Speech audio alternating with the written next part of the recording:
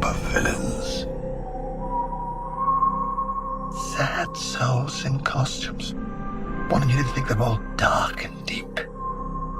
What's it like? Living life as a punchline. But all it would take would be one blessed act of rebellion for you to restore your dignity in its entirety. You know the deal. Complete the mission, you get 10 years off your sentence.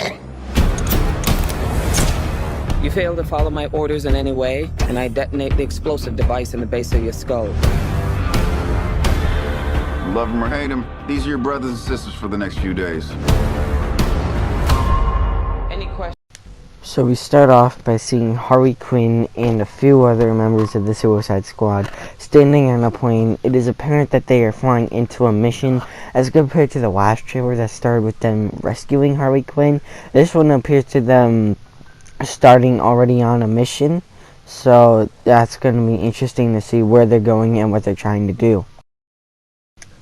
From there, we get our typical introduction into all the other characters that are going to be in this film, from Peacemaker to all the way to King Shark. And we're just going to be getting, in this, we're basically just getting who's going to be in this, who the villains are, what their powers are, and that's all this part is really introducing. We then see Amanda Waller recruiting the members of our new Suicide Squad and having them all introduced to each other. She gives them the basic premise of the last one, how they're gonna have a bomb in their head. It's the same old, and how if they disobey her, they get blown up. And this part's just introducing the whole gang. And? Yes, that is your hand. Very good.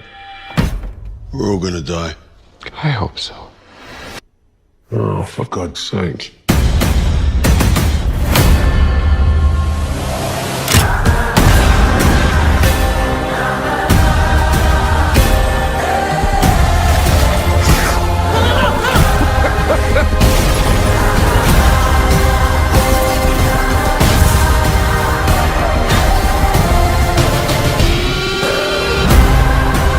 This is suicide.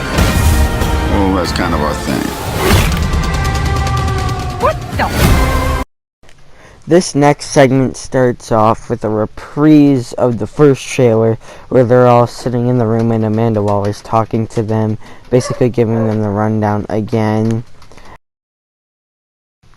We then see the members of the Suicide Squad pull out their guns in many different locations, showing us we're going to be having a lot of action sequences in this movie. One thing I do want to point out is how these guys appear to be walking away from a truck that's up in flames. And later on in the trailer, we see them actually stuck in a truck as if they were being arrested, so maybe they're actually escaping in this scene.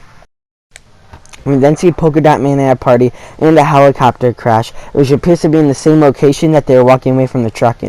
We then see Peacemaker with his shirt off, Bloodsport falling through the floor, and Polka Dot Man using his powers for the first time, which is kind of cool. One thing I want to mention about Bloodsport falling through the floor is that it appears to be in a daylight setting along with the final fight of the film, like where I predict it will take place.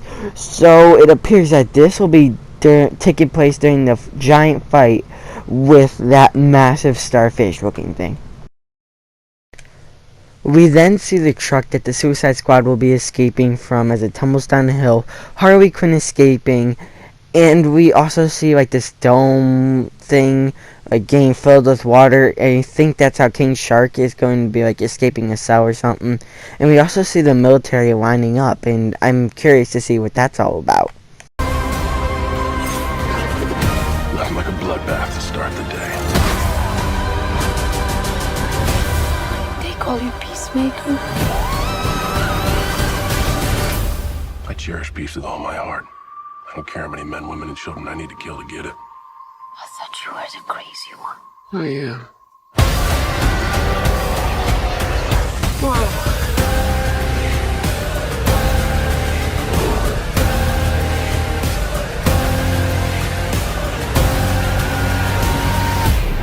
Here's the deal.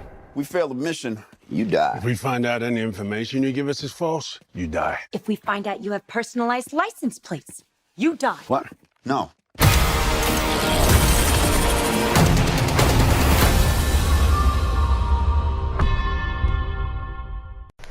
We then get a clip of Captain Boomerang using his boomerangs for the first time. We didn't get to see a whole lot of that in the first Suicide Squad movie, so now it's good that we get to see it again. You also see some random orange girl that's a member of the Suicide Squad, apparently, I don't know her name, jump on a helicopter and crash into a bunch of people as she appears to die.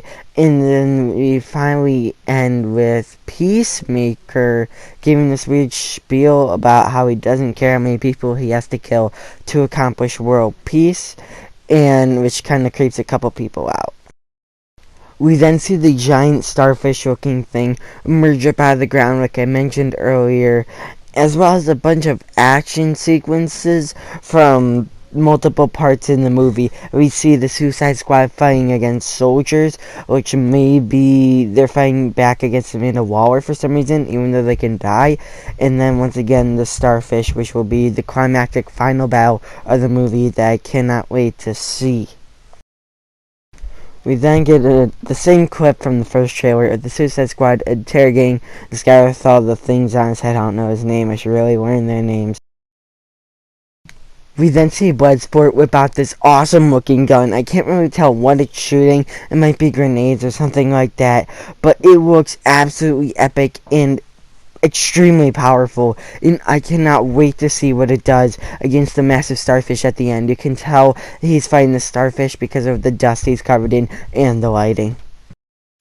Don't forget that the Suicide Squad will be in theaters and on HBO Max August 6th, so set your calendar for it, and I will see you in the theaters. Or if you don't go to the theaters, you'll be at home, in which case I won't see you. And if you don't live where I live, I won't see you. But anyway, that doesn't matter. Just set your calendar and don't forget to watch the movie. Bye. So how do you guys feel about this trailer? Honestly, it looks epic. I cannot wait to see this movie. Let me know your opinions down in the comment section. Don't forget to leave a like and subscribe for more content like this. And I will see you in the next video. Goodbye.